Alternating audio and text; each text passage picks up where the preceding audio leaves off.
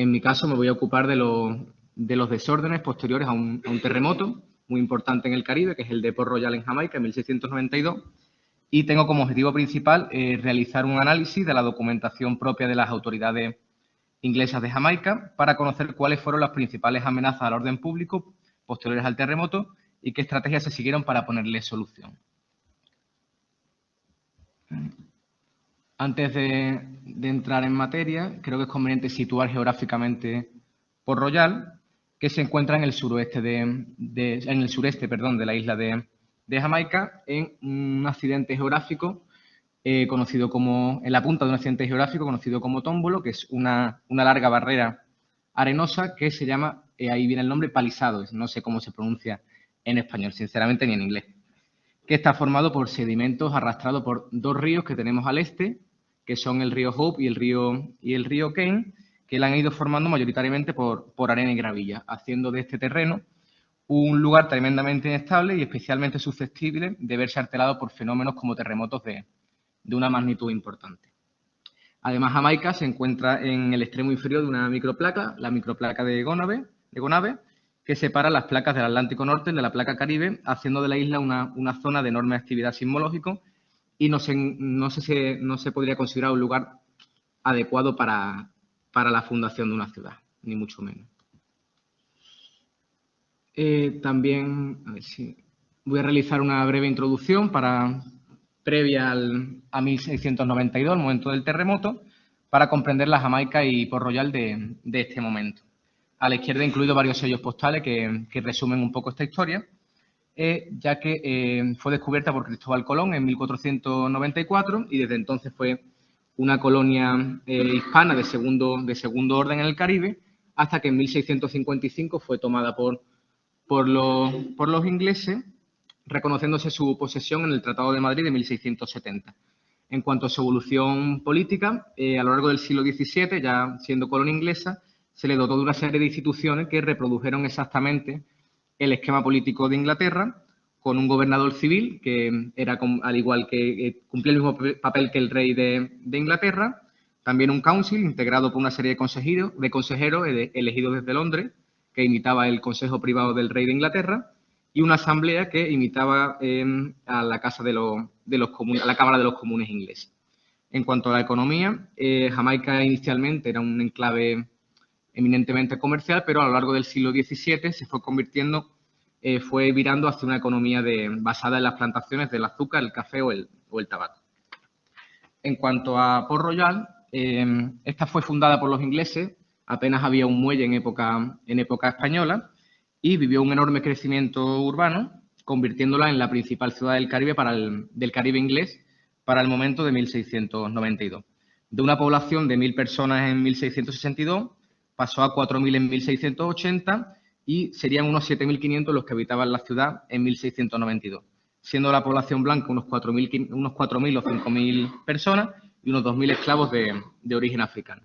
Contaba además con una enorme diversidad cultural, social y religiosa, conformada por comerciantes, por piratas, por plantadores y por esclavos. Y algunos testimonios hablan de la existencia de varias iglesias, una iglesia anglicana, una sinagoga y lugares propios de reunión de católicos, anabaptistas, presbiterianos, incluso cuáqueros. Era también conocida como la Wickedness City of the Caribe, la ciudad de la maldad, digamos, del Caribe, porque tenía una fama de ser una ciudad en la que existía una gran cantidad de prostitución, de juegos, donde se refugiaban los piratas y la violencia también era muy, muy común. Por último, existen lo que yo he considerado una serie de factores de riesgo que hicieron que en 1692 se tratase de un contexto especialmente vulnerable. El primero de estos factores, que ya lo hemos comentado, tiene que ver con la localización tectónica de Jamaica y la fundación de Port Royal en un terreno muy, muy inestable. Un segundo factor es la enorme densidad poblacional de la ciudad, que concentraba en apenas unos kilómetros cuadrados unos 7.500 personas, por lo que poco a poco se construyeron edificios cada vez más altos e inestables, lo cual fue fatal en el momento del seísmo. Y un último factor, analizado desde la arquitectura y de la historia urbana, por parte de autores como Robertson o Louis Nelson, fue la reproducción exacta de los tipos arquitectónicos ingleses con rígidas construcciones de piedra y ladrillo que colapsaron fácilmente ante un terremoto de esta importancia. En la mañana del 7 de junio de 1692 se produjo uno de los terremotos de mayor intensidad de la historia del Caribe en tiempos coloniales, cuando en apenas 2 minutos la mayoría de los edificios de la ciudad de Port Royal colapsaron y la mitad de la villa se hundió en un fenómeno conocido como licuefacción.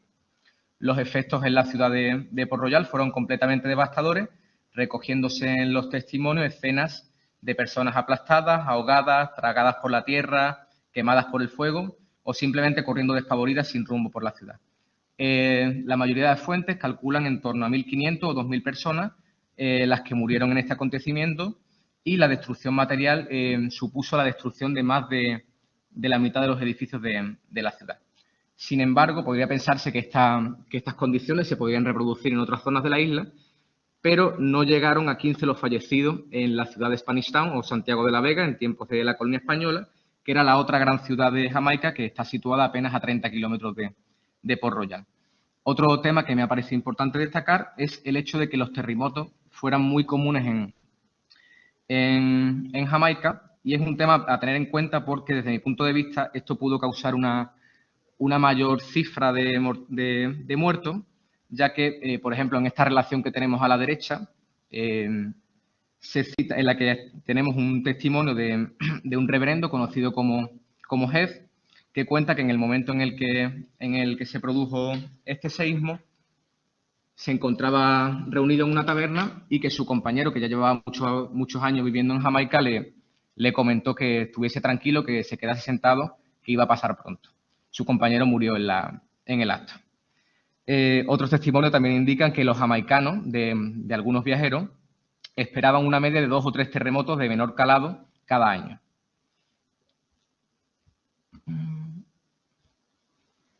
Aquí tenemos un mapa que es posterior, es de 1815, en el que se indica la zona que está coloreada en rojo y amarillo, es la zona que se mantuvo intacta ante el terremoto. La zona en azul fue reconstruida posteriormente y el resto de la imagen quedó completamente hundida. Este mapa es interesante porque incluye en la parte superior derecha un resumen de los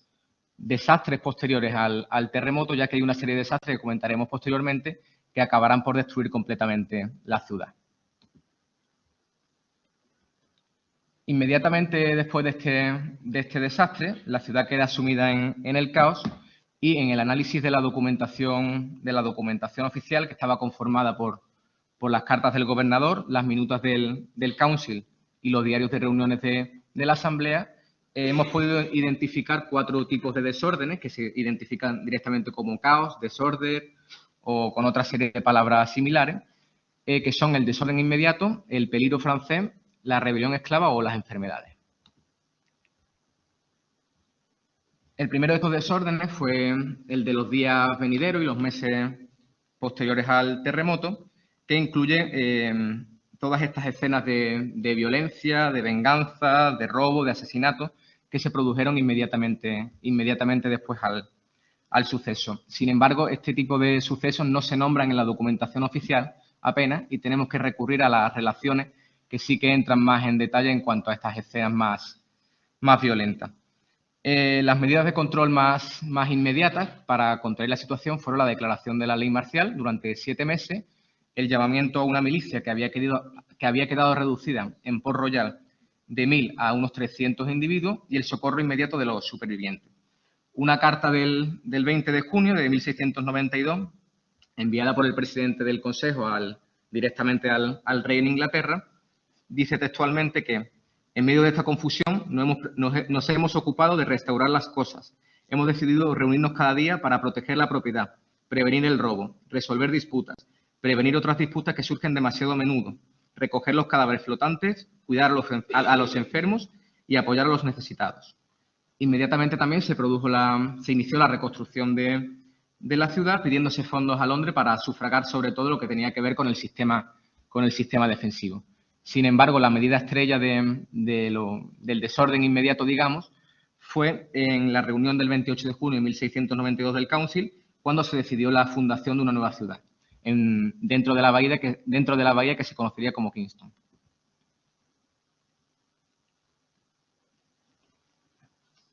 Aquí tenemos una de estas leyes que se aprobaron en los meses venideros al terremoto. En este caso es un acta para asegurar a Port Royal, que estaba conformado principalmente por una serie de medidas de exenciones fiscales que favorecían el establecimiento en Kingston frente a Port Royal. El siguiente peligro, el siguiente desorden lo he llamado el peligro francés, ya que el terremoto se produce dentro del contexto de la Guerra de los 9 años, en el que Francia se enfrenta a un conjunto de potencias europeas, entre las que se encuentran Inglaterra y España, y los ataques franceses ya eran previos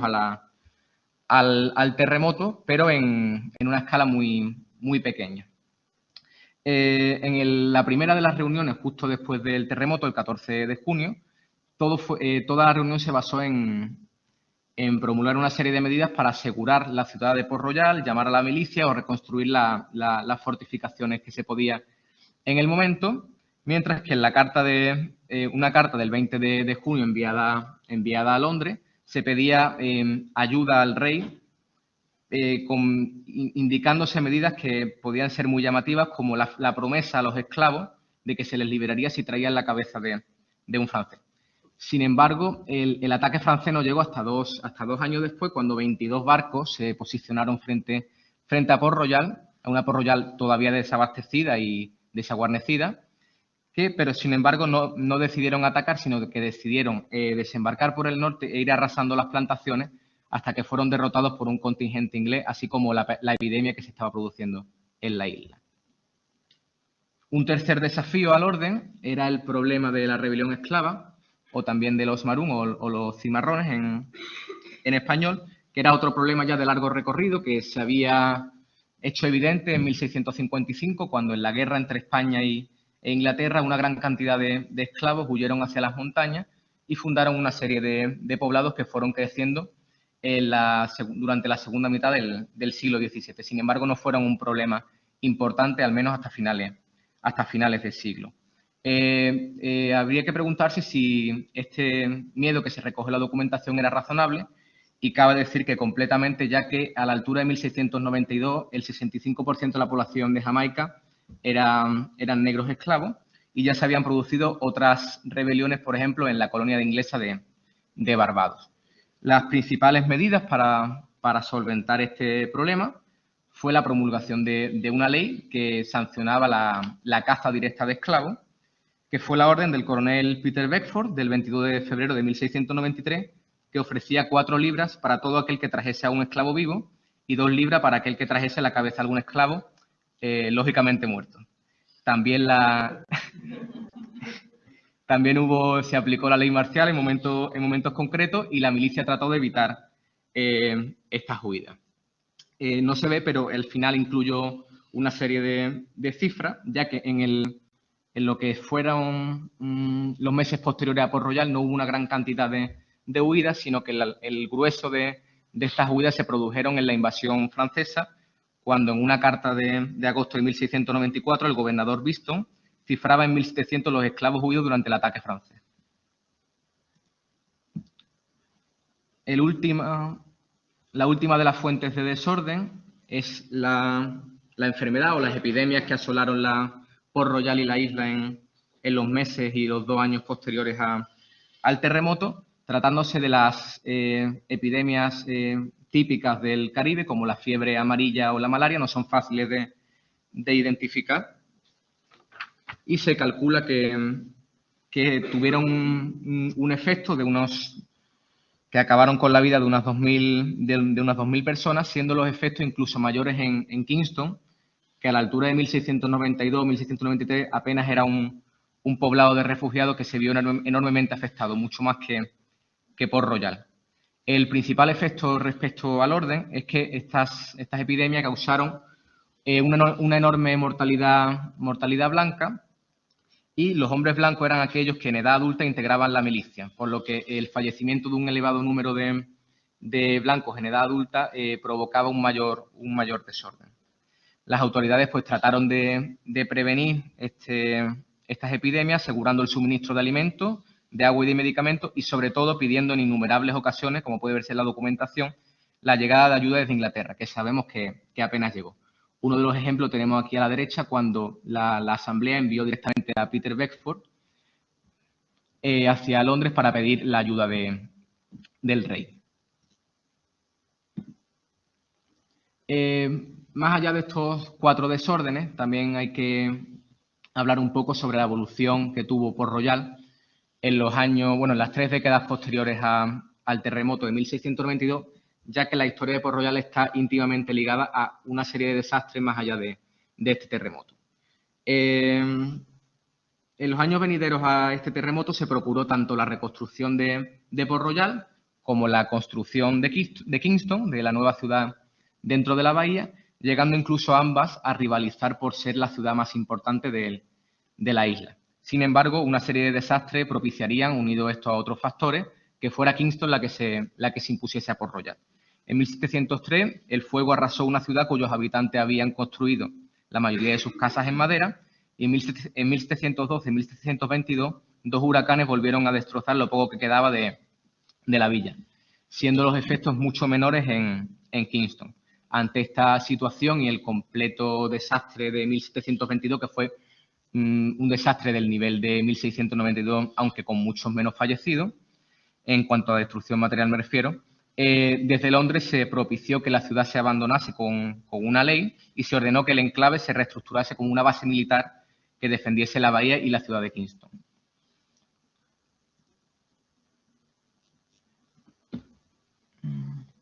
Aquí tenemos una vista posterior en otro sello postal de la bahía de Kingston, a la altura de 1850, en la que ya Port Royal, mucho tiempo después, es simplemente una base militar para la defensa de Kingston. Y por último, me gustaría finalizar, tampoco se ve completamente, con una serie de conclusiones sobre que nos ha permitido el análisis de este desastre y del contexto vulnerable que hemos tratado. En primer lugar, que Port Royal es un enclave, o se trató de un enclave de enorme vulnerabilidad. Hemos comentado varios factores, como por ejemplo la inestabilidad del terreno, los tipos arquitectónicos ingleses demasiado rígidos, la enorme densidad de población o la probable infravaloración de los efectos de los terremotos al ser muy comunes en la isla. Considero que todo aquello hizo de Port Royal un enclave muy vulnerable. Todas estas amenazas que hemos tratado al orden público ya existían antes en la isla, pero se vieron agravadas por este desastre y por los desastres posteriores, ya entrado el siglo XVIII. También hay autores que defienden que este desastre aceleró diversas transformaciones en la isla,